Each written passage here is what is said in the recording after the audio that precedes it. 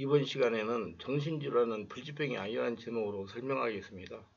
정신이 건강하다는 것은 큰 고민거리나 걱정거리가 없이 마음이 바르고 평안한 상태를 말합니다.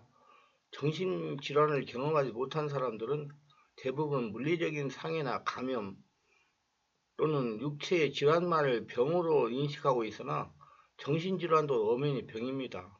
몸이 아파서 제대로 움직일 수 없는 것처럼 정신에 문제가 생겨서 정상적인 생활을 할 수 없게 된 것입니다. 아프면 환자입니다. 그렇지만 정신병은 겉으로 드러나거나 말거나 세간에 널린 정신질환의 무식 덕에 제대로 인식하지 못하기 일쑤라 사람들은 정신병의 개념을 전부 부정하며 꾀병으로 취급하거나 치료가 아닌 의지력이나 처벌만으로 해결이 가능하다고 생각하기도 합니다. 하지만 그런 생각은 어머니 오산입니다. 잊지 말아야 됩니다.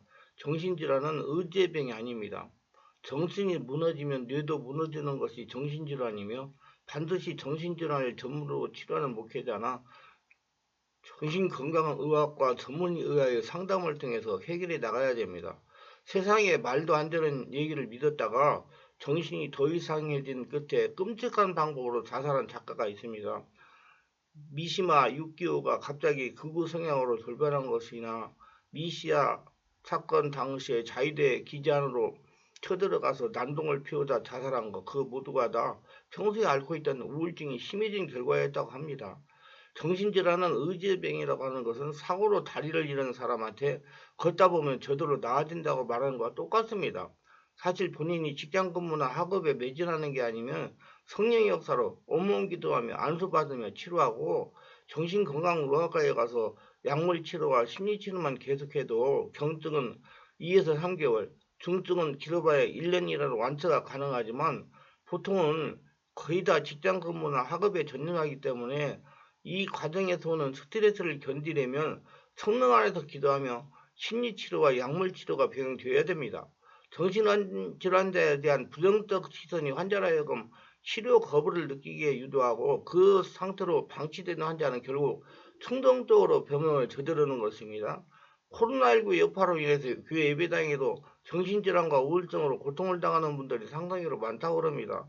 우리 충만한 교회에서도 정신적인 문제로 고통을 당하는 분들이 생겨나서 한동안 온몸 집중 치유 기도를 한 후에 모두 완전하여졌습니다. 이유는 코로나19가 전염되는 것을 방지하기 위해서 예배당에 나가서 예배를 드리고 기도를 하지 못하고 몸을 움직이지 못했기 때문입니다. 자연스럽게 상처와 스트레스를 해소하지 못함으로 인해서 정신질환이나 우울증, 불면증으로 고생을 하고 있습니다. 또 다른 문제는 예수 믿고 교회 예배당에 나가는 성도의 의식이 정신질환이 있어도 옆에 있는 성도들이 알아차릴까봐 숨기기에 급하기 때문입니다. 정신질환이라고 하면 사람들의 인식은 냉혹합니다. 사회적 인식이 발달됨에 따라 일단 상대가 정신질환이 있다는 걸 알면 무턱대고 비하하거나 혐오하는 경향이 많이 없어졌지만은 정신병자라는 단어가 당연하다는 듯이 욕으로 사용되는 것을 알 수 있듯이 정신질환자를 기피하는 것은 여전하며 정신질환에 무지할 경우 비록 직접적으로 드러내지는 않을 경우라도 불가피한 질병이 아닌 꾀병이나 의지가 약하다는 병명으로 받아들이는 경우가 많습니다. 또 영적 정신적으로 무지한 목회자분들이 귀신 들렸다고 귀신만 쫓아내라고 이리저리 방황하다가 사람 노릇을 못하게 하는 경우도 많습니다. 반대로 정신과 약만 의존하여 치료를 하려고 조언하기 때문에 문제가 더 크게 발생할 수도 있습니다. 제가 체험한 바로는 정신과 약도 어느 정도 어느 시기까지 복용을 하면서 성령의 역사로 영적 치료를 병행하니 쉽게 정상으로 회복되더라는 겁니다.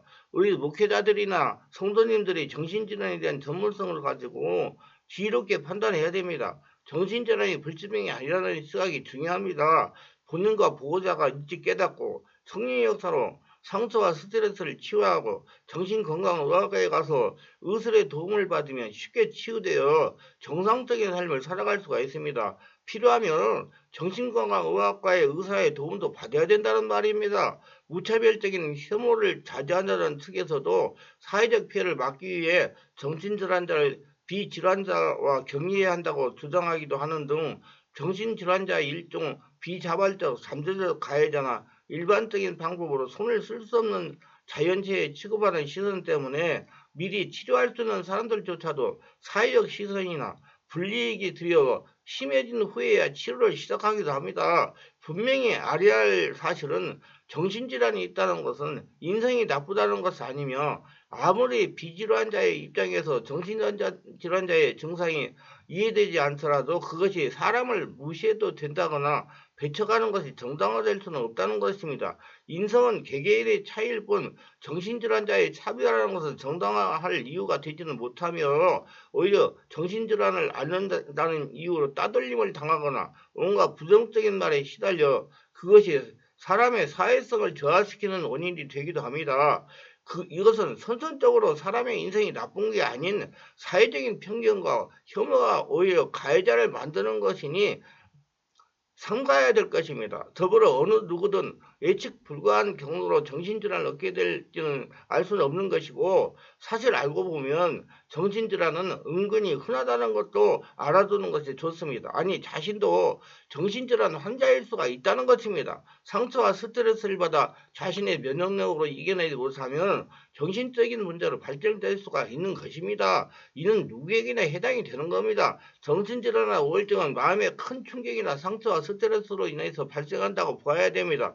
스트레스를 받으면 초기에는 그로 인한 불안 증상, 초조, 걱정, 근심 등이 발생하고 점차 우울증이 나타나게 됩니다. 대부분의 경우 불안이나 우울증 증상은 일시되고 스트레스가 지나가면 사라지게 됩니다. 교회에 나와서 성령에서 온몸으로 기도하면 쉽게 치유가 됩니다. 그러나 스트레스 요인이 너무 과도하거나 오래 지속되는 경우 개인이 스트레스 상황을 이겨낼 육체의 힘이 약화되어 있는 경우에는 각종 정신질환으로 발전될 수가 있습니다. 스트레스로 인해 흔히 생길 수 있는 정신질환은 적응장애, 불안장애, 기분장애, 식이장애, 성기능장애, 수면장애, 신체 형성장애, 알코올 및 물질 사용장애 등이 있습니다. 우리나라 주부들에게 흔한 화병도 스트레스와 매우 밀접한 정신질환으로 볼 수가 있습니다.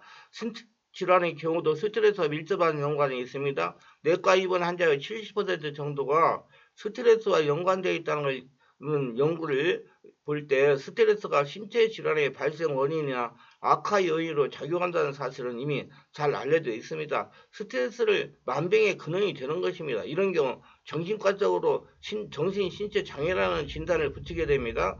정신 심리적인 요인에서 신체적인 질병이 발생하거나 악화될 경우에 붙이는 병명으로 정신 심리적 요인의 치료 결과도 큰 차이를 보입니다. 특히 스트레스에 취약한 우리 몸의 기관인 근골격계, 긴장성 두통 등 위장관계, 감염성 대장 증후군, 심혈관 관계, 고혈압 등의 영향을 더 많이 받는 것으로 알려져 있습니다. 스트레스로 인해 자율신경에 문제가 생기기 때문입니다. 장기간 스트레스를 받으면 면역 기능이 떨어져 질병에 걸리기 쉬운 상태가 됩니다.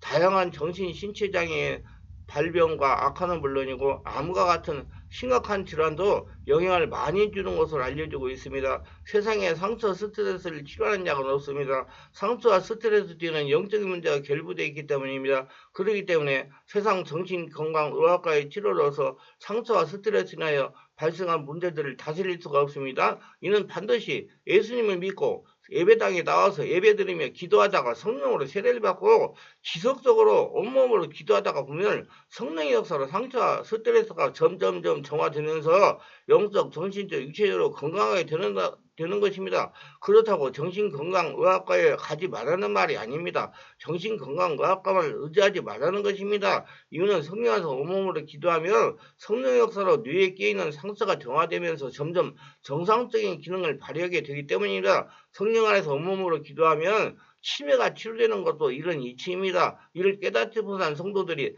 정신건강의학과만을 의존하여 정신과 약으로 치료가 되는 것을 알고 있는 경우가 많습니다. 그래서 정신과 약을 먹어가지고 몽롱에 취해서 사는 사람이 많이 있습니다. 정신과 약은 치료제가 아니고 신경전달 물질을 조절해주는 약입니다. 성도님들이 알아야 할 것은 정신건강의학과 의사들이 환자에게 실질적인 도움을 주지 못하면서 오히려 본인들 스스로가 환자보다 더 정신적인 문제가 있을 수 있다는 소문이 한국뿐만 아니라 해외에서도 널리 퍼져 있다는 것입니다. 정신과 의사를 전적으로 믿을 수가 없다는 것입니다. 물론 정신질환으로 고생하는 성도들은 정신건강의학과 약의 도움을 받아야 하지만 교회 예배당에 나가서 예배를 드리면 성령 안에서 오래 기도하며 성령 치유를 병행해야 됩니다. 성령 안에서 온몸으로 기도하면서 보물인 예수님으로 충만하게 채우는 성령 치유가 영적 전시도 육체적으로 건강하게 합니다. 정신질환은 불치병이 아닙니다. 문제는 정신질환이 환자에게 심적 고통을 지속적으로 가하여 고통에서 받는 스트레스가 정신질환을 악화시킨다는 점에 있습니다. 무슨 말인가 하면 자신 안에 숨어있는 정신질환을 일으키는 근본 존재가 외부 상황을 일어나도록 조장한다는 겁니다. 예를 들자면 혈통의 역사는 정신질환을 일으키는 존재들이 아기가 임신했을 당시부터 산모가 스트레스를 받게 만들어 태교를 정확하게 하지 못하도록 밖에서 상황을 만든다는 것입니다. 예를 든다면 남편이 술을 먹고 산모를 괴롭히게 한다든지 시부모나 친정부모가 산모를 괴롭히게 하는 것입니다. 이래서 산모가 스트레스가 심하여 태중의 아기가 정상적으로 태교를 하지 못하게 하는 것입니다. 태어나서도 지속적으로 불안정한 상황이 일어나도록 합니다. 침대에서 떨어지게 한다든지 동전을 삼켜서 목에 걸리게 한다든지 떡을 먹다가 목에 걸리게 한다든지 자주 놀라게 하는 상황이 일어나든지 하면서 귀신들이 자신들의 거처를 확장해 나가는 것입니다. 이렇게 놀라게 되면 순간 숨을 쉬지 못하게 되므로 심장 손상과 뇌 손상이 생기게 하여 아기가 정상적인 기능을 발휘하지 못하고 전응아가 되기도 합니다. 전두엽이 손상되기 때문입니다. 전두엽이 손상되면 나타나는 증상은 이렇습니다. 게으르고 무기력하며 가뭄이 없는 경향이 있습니다. 단조롭고 일상적인 것을 좋아합니다. 한 가지 일을 집중하는 데 어려움을 겪습니다. 운동이나 다이어트를 시작하지만 결국 끝내지를 못합니다. 어떤 상황을 의미를 파악하기 어려워집니다. 즉 어떤 새로운 사태에 대한 학습이 어렵습니다. 일상적인 세계가 방해를 받으면 감정에 동의하는 경향이 있습니다. 즉 스트레스를 받으면 쉽게 흥분하고 사리분별이 혼동되는 것을 말합니다. 사람들과 원수를 만들기도 합니다. 계획을 세워 미래를 준비하는 일을 하지 않습니다. 나이가 들면 치매로 발전할 수가 있습니다. 체중에서는 어려서 심장이 손상되기 때문에 심장이 약하면 잘 놀라고 얼굴이 쉽게 붉어지는 편이며 심장이 쿵 내려앉는 느낌이 자주 두근거리는 증상이 나타나기도 합니다. 가슴이 두근거림이 자주 나타날 때는 밤에 엎드려 잠을 자거나 옆으로 누워 잘 때 자신의 심장박동이 이불에 전달되어 느껴지기도 합니다. 그리고 심장 리듬이 불규칙하게 뛰기도 하는데 한 번씩 중간에 쉬기도 합니다. 이를 부정맥이라고 합니다. 위에도 심장이 너무 빨리 뛰거나 너무 느리게 박동하는 것도 부정맥의 양상입니다. 진맥시 맥이 약하게 잡히는 것은 심장이 약할 때 나타나는 증상입니다. 심장이 약하면 불안이나 우울의 감정이 잘 생기고 집중력이 떨어지고 잠이 잘 안 오게 됩니다. 그래서 정신 문제가 있는 분들은 심장이 약해서 오는 경우가 상당히 많습니다. 잠이 쉽게 들지 못하거나 중간에 자주 깨고 자고 나면 생각도 안 나는 꿈을 많이 꾸는 것 모두 불면증이라 할 수 있습니다. 맥이 약하다는 얘기는 그만큼 심장에서 흘러나오는 혈액량이 적다는 뜻으로 심장이 한번 수축할 때 흘러나오는 혈액량이 증가한다면 세포나 근육이 신선한 산소와 영양분을 더 많이 활발히 제 기능을 다하게 됩니다. 따라서 심장으로부터 충분히 혈액이 세포나 근육으로 전달되어야 만성 피로도 해소할 수가 있는 것입니다. 이렇게 상처와 스트레스는 뇌손상을 가하여 전두엽 기능이 약하게 하여 전응하게 되게 하기도 합니다. 나이가 들면 치매로 진전이 되기도 합니다. 심장 손상이 되게 하여 심장 부정맥이나 우울 불안이나 우울의 감정이 빠지게 하고 불면증이나 집중력이 약해지기도 합니다. 공황장애로 발전하기도 합니다. 이런 증상으로 1년 이상 정상적인 생활을 하지 못하는 분들은 02-3474 영역치료로 전화하시면 상담해가지고 정확한 원인을 알고 성령의 역사로 치유를 받고 정상적인 삶을 살아갈 수가 있습니다. 사랑하는 여러분, 정신질환은 불치병이 아닙니다. 모두 예수님의 은혜로 정신질환을 치유받고 날마다 때마다 예수께서 주시는 축복을 거둬들이시기를 주 예수 이름으로 축원합니다.